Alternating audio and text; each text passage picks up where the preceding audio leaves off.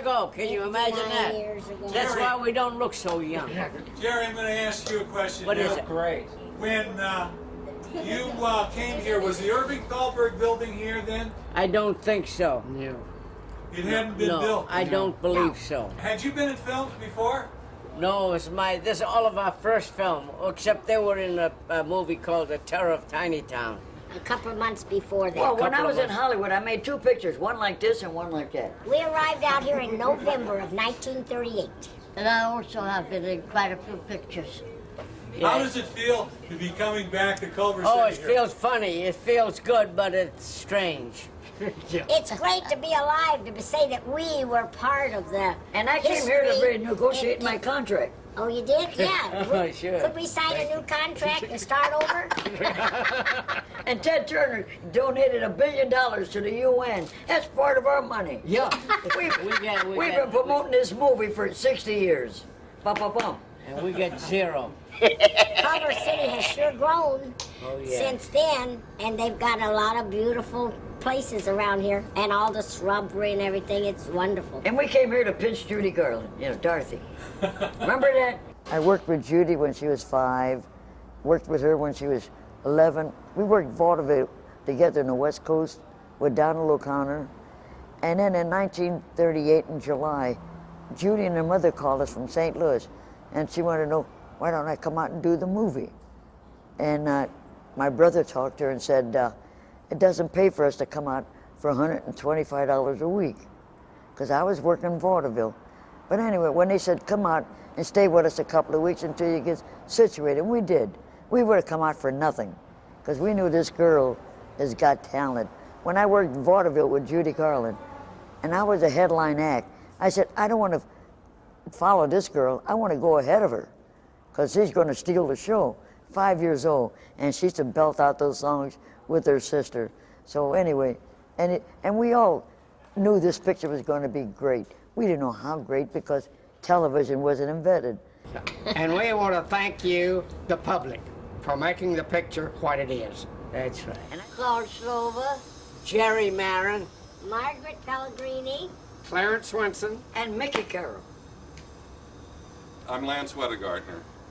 it reminds me of my dad. My dad was 6'6" tall. Yeah. What happened to you? He turned it down. He put No, me in his a father, sneaker. your father ran out of gas. That's what happened. Yeah. I was raised But under it's a awful saint, nice to be here amongst a bunch of nice friends. especially Yes. this lovely executive here. Yeah, well, it's great to be Thank here. you for coming and greeting us. My You're the pleasure. only one, so we appreciate it. Well, Usually we get the doorman to greet us, and that's it. Victor Fleming. And he was always in a crane, and his instruction came down to the second assistant director, Tell him to do this, tell him to do that. Everything was by way of, Because when we did our scene, we didn't look tough enough, She was just telling them to move their mouth to do it. I said, okay, we'll do whatever you say, But they got to tell us, we can't just go in there and do something that, So we did it, we sang the song with Lift to the Side, They wanted to- Then I added my own stuff, like I did this and this one. I went backwards, So it was fun. It was a great moment for me.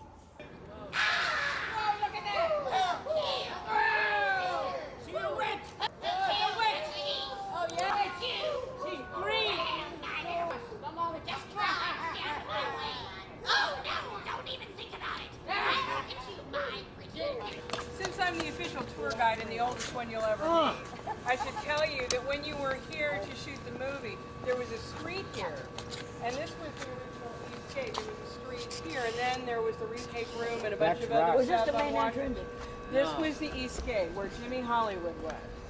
The guy who was the guard there, his name was really Jimmy Hollywood. Because Mickey Rooney used to pick me up sometime on the corner. Yeah, This tell was us all it. about it, Michael. No, he had a blue Cadillac. Gee, I'll never what's that got to forget. do with this? Come on, I just No, wanted but I to let you know. remembered it. I know. Well, good. I was the big Since Sony has You got a taken very over, good they've memory. put facades on all the buildings. Yes. And this particular building Building is is the called Kelly the- Building, named for Gene Kelly. This used to be the TV4 building. The dentist used to be up here. You may remember that.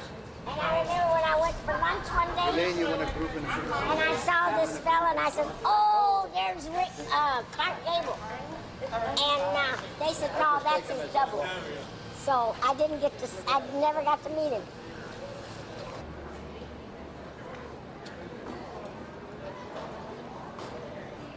A lot of water over the dam since since 1938. That Christmas, they gave Judy her own private dressing room on wheels. So the day before Christmas, we all came on the set and all gathered around, and they had this dressing room back over in the corner, and they had a big red ribbon around it with a big red bow. And they gave her the scissors, and she cut the bow and opened up the door, and there her beautiful dressing room was. She was so excited. She invited all of us in to see her new dressing room, and as we went through and we came out, she gave each of us an 8x10 autographed, personalized picture of her, which was very wonderful.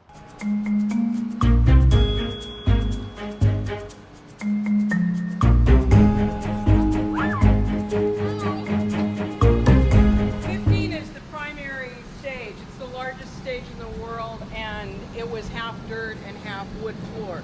So that was where the yellow brick road started. I believe it stretched from there to 27. Correct. This is where it all happened. 60 years ago. Do you guys stay in touch with each other? Yes, we do. Yeah, because we meet about 6 times a year at different parts of the United States. We borrow money from each other. No. Zeppo Marx signed us up. Signed Judy, Jane Withers, and Deanna Durbin, and myself. Zeppo? Yes. He was an agent. He was an agent. Where was the poppy fields? I mean, which stage? Do you know where the stage, where the poppy field was made? I think it was this one. Oh, this one? That's the only setting that I saw, because one day I took a break, and I was going where I was going, and the door happened to be open, and I peeked in, and there I saw the big poppy field. You did? And it was beautiful. And then another time they had, you know when little Toto jumped off of the ledge and was going after Dorothy from the castle? I just saw the front end of that. And other than that, I only saw Munchkin Land. This is what fascinated me the most, is the size of the set.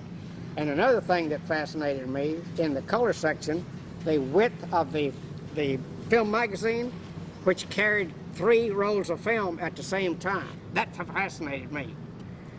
Well, that was the first big colored picture, you know, The Wizard of Oz. I think they call it Technicolor then? Technicolor, I'm sorry. And remember years ago when we used to come through the main gate out there, they had this little long tram that we got on to ride. Yeah. Today I rode on a golf cart. And he was the first one that came out of the little house, you know, and he went, how did you do? What'd you do? I blew my horn, you know, and the mayor of Munchkinland came out. Yeah. How did you do it? Show him how you did it. Okay. I started in show business when I was only 9 years old. But when I joined the midget show, the man that owned the midget show, he had 12 agents looking for midgets all over the United States, all over Europe. And through one of his agents is how I joined. This place was like Broadway When I first started, the apple tree made a face at me, and I says to my roommate, I said, that apple tree made a face at me. He says, you're crazy, there's no such a thing as apple trees making faces. Well, a few minutes later, he apologizes, I saw the same thing. Well, by that time, the prop man said, I want you to know those are rubber trees, and there's a man in each tree, and every time that Judy Garland is out here with someone, and they're going to try and pick apples, then the fruit tree is going to throw the apples at them. Okay? In The Wizard of Oz, I was, like I said, the first trumpeter. The last out of the nest of eggs, one of the soldiers, one of the ones that sang Follow the Yellow Brick Road, and then they had 4 of us midget men dressed like women because there were more men than women, and we're trying to find where the Wicked Witch had vanished.